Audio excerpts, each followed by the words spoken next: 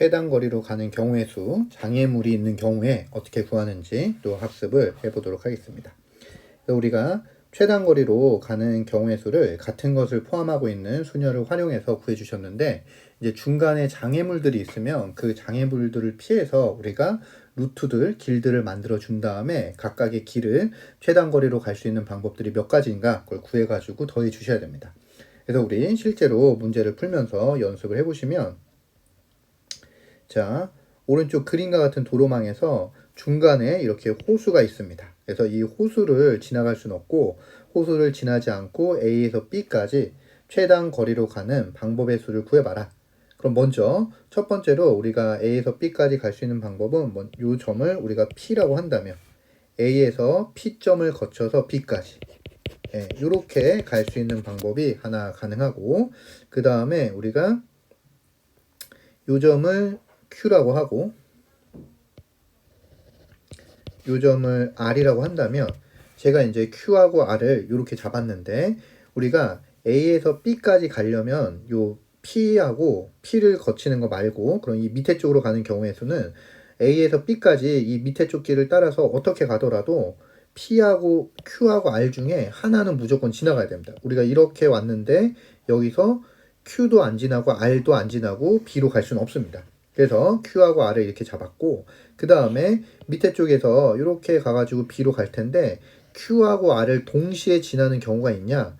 왜냐면 Q를 지나고 R을 지나려면 뭔가 밑으로 한번 내려와야 되니까 최단 거리가 안 되고, R을 지난 다음에 다시 Q를 지나려면 왼쪽으로 가야 되니까 최단 거리가 안 됩니다. 그래서 밑에 쪽으로 가는 길은 결국은 Q하고 R 중에 하나만 반드시 지나서 B로 가야 됩니다. 그래서 우리가 밑에 쪽을 가는 길을 두 가지 케이스로 나눠서 얘가 Q로 지나서 가는 경우, 그래서 A, Q, B 이렇게 가는 경우하고, 그 다음에 A, R, P 이렇게 가는 경우. 그래서 우리가 지금 P, Q, R 세 점을 이렇게 잡았는데 A에서 B까지 호수를 거치지 않고 최단 거리로 가려면 P하고 Q하고 R 중에 한 점은 반드시 지나야 되고, 무조건 한 점만 지날 수 있습니다. P하고 Q하고 R 중에 단 한 점만 지나서 갈 수가 있다. 그래서 A에서 B까지 가는 경우를 P를 지나서 가는 애, Q를 지나서 가는 애, R을 지나서 가는 애 이렇게 나눈 겁니다. 그러면 A에서 P까지 가는 경우부터 우리가 생각을 해주시면, 얘는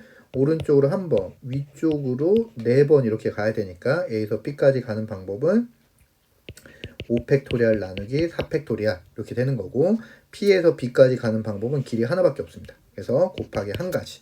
그래서 우리 A에서 P를 거쳐 B까지 갈 수 있는 방법은 5가지가 되는구나.